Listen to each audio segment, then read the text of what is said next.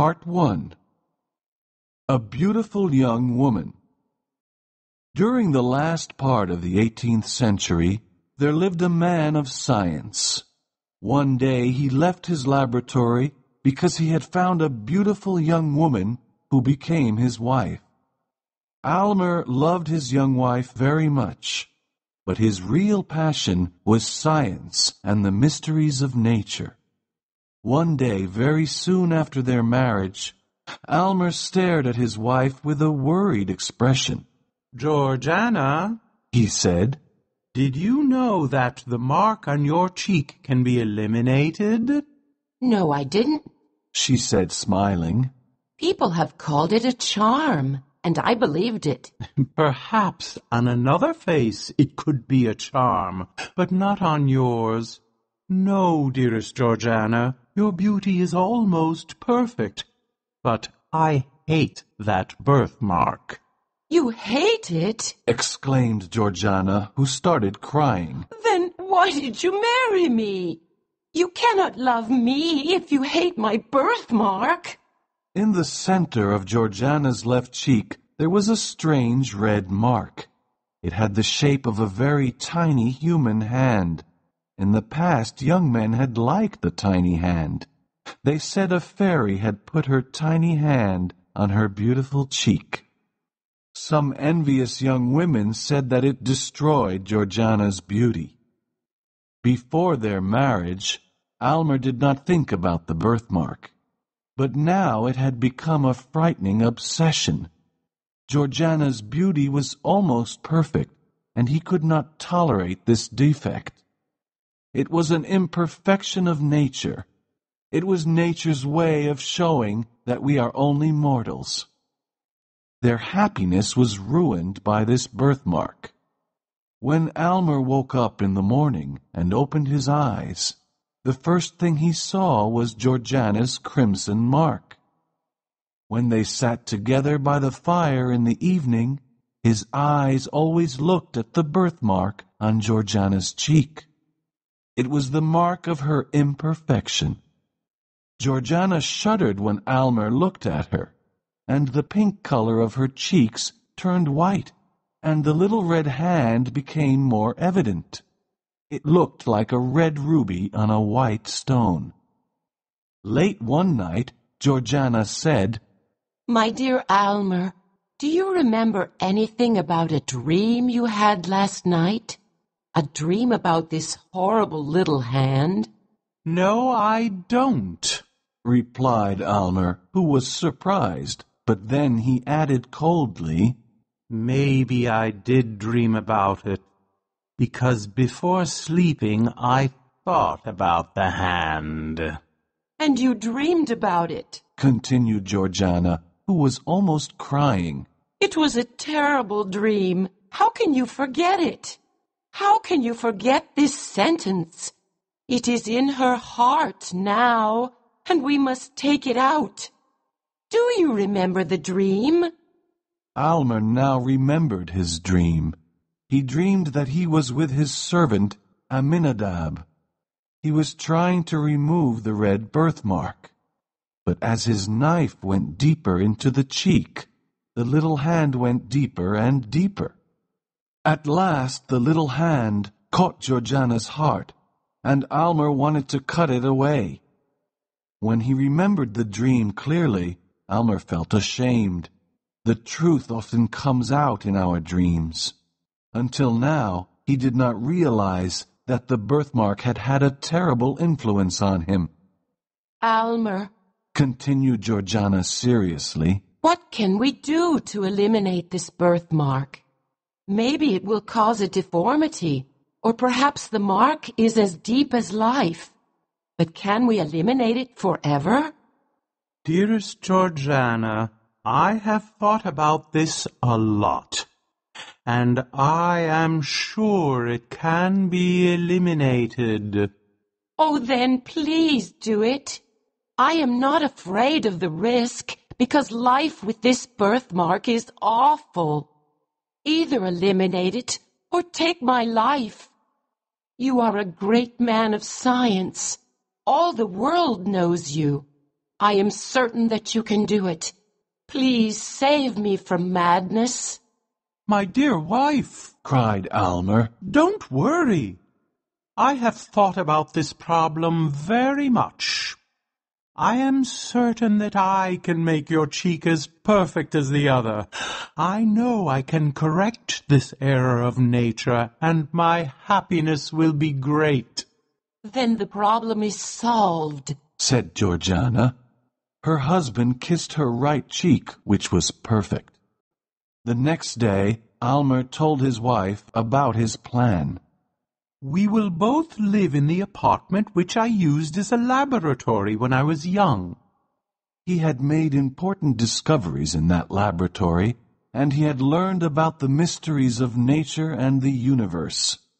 Georgiana was frightened when Almer took her to the apartment. He looked at her happily, but the birthmark on her white cheek made him shudder, and Georgiana fainted.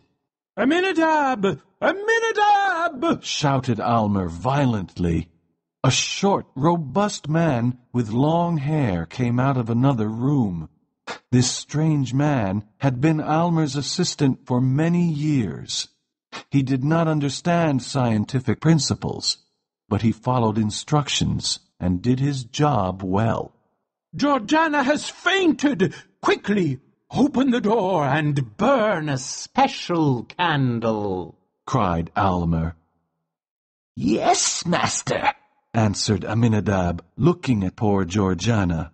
Then he said to himself, he should never eliminate that birthmark.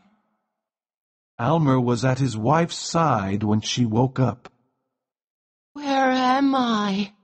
Oh, I remember, said Georgiana quietly, and she put her hand over her cheek to hide the terrible mark from her husband's eyes. Don't be afraid, dear Georgiana, he said. It will be a pleasure to remove it. Oh, please do not look at it again. I can never forget that terrible shudder. To help Georgiana forget her problem, Almer tried to entertain her. He showed her a little plant that grew slowly before her eyes. When a lovely flower appeared, Georgiana exclaimed, It's magic! I won't touch it. No, you can touch it. Pick the flower and enjoy its perfume. But when Georgiana touched the flower, the plant died immediately, and its leaves became black. Then Almer decided to create her portrait on a piece of metal. He used a scientific process that he had invented.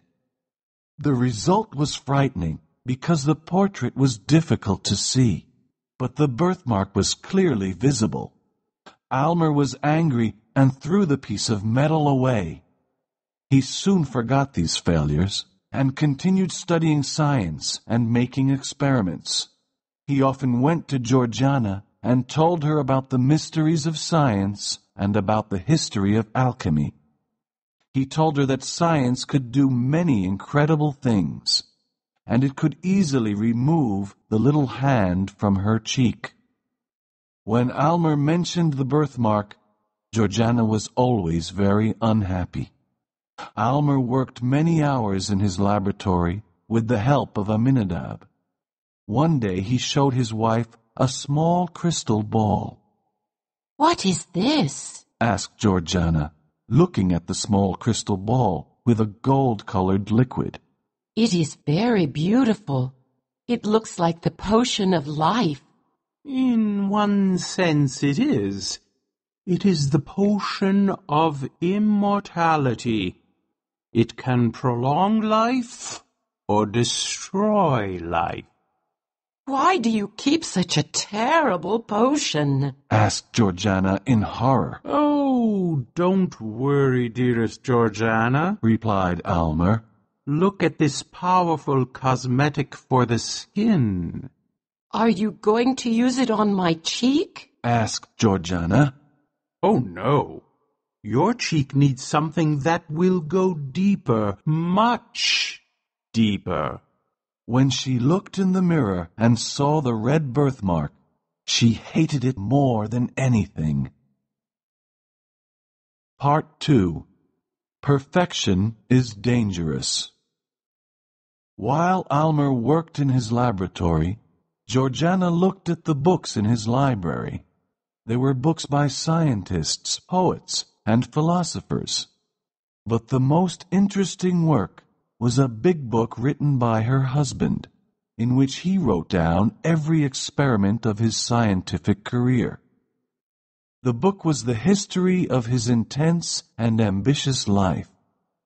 As Georgiana read it, she loved Almer more and more. She knew he was a great scientist. However, many of his experiments were failures, and this made her very sad.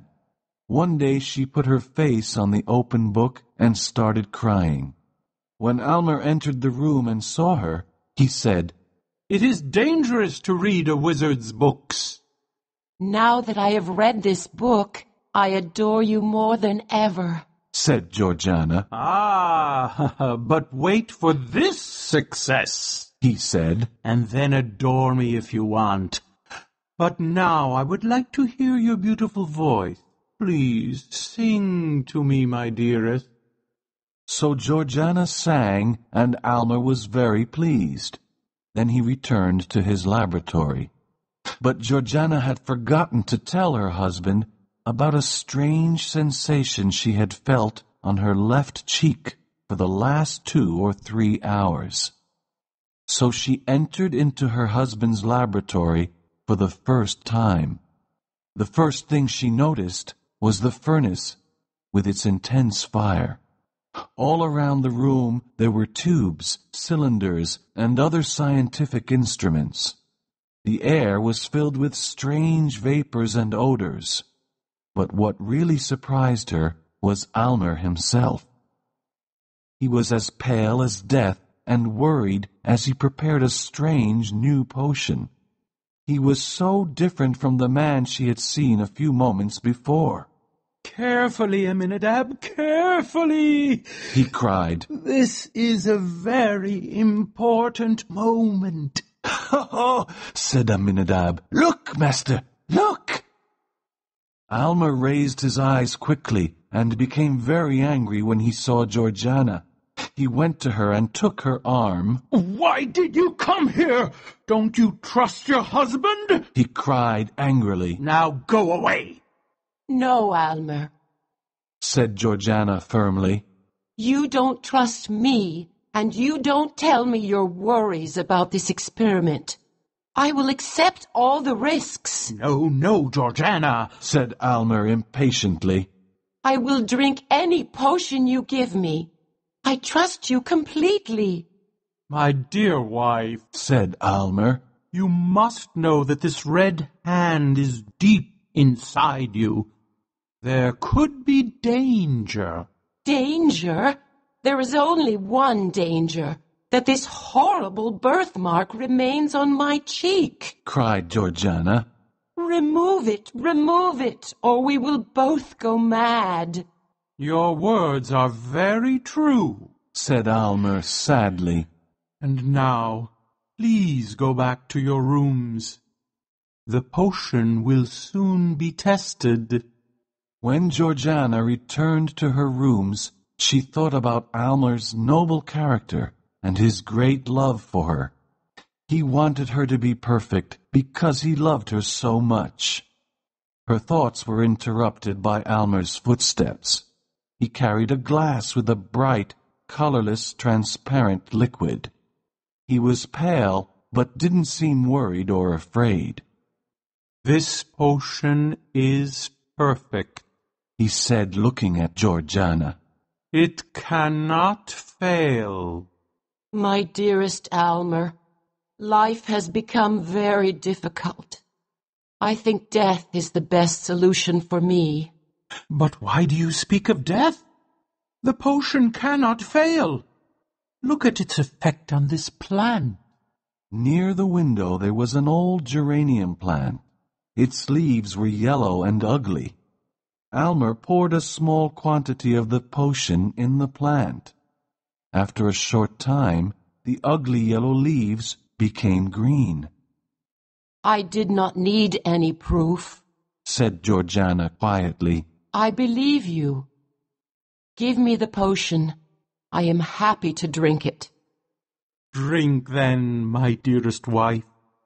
Soon your body will be as perfect as your spirit. Georgiana drank the potion and gave Almer the empty glass. It is like water from a magic fountain. Now, dearest Almer, let me sleep. She fell asleep almost immediately. Almer sat by her side and watched her very carefully. He often looked at the birthmark on her white cheek. At first it was very visible. Then it slowly disappeared. It's almost gone, said Almer to himself. Success! Success! But Georgiana is so pale. He heard his servant laugh. He too was delighted. Almer looked at Aminadab and said, You served me well. Heaven and earth have done their part. The experiment is a success, Aminadab! These exclamations disturbed Georgiana's sleep. She opened her eyes and looked in the mirror. She smiled weakly when she saw that the little red hand had almost disappeared. Then she looked at Almer. She was worried. My poor Almer, she said quietly. Poor? No. I am the richest and happiest man, and you are my splendid wife. Now you are perfect. My poor Almer, she repeated lovingly. You have done your best. Your intention was very noble, but now I am dying. It was true. The fatal hand was linked to Georgiana's life. When it disappeared, Georgiana's life disappeared too, and so she died. Almer had wanted perfection, but he did not realize that perfection was not part of this world. And so he lost the woman he loved and destroyed his happiness forever.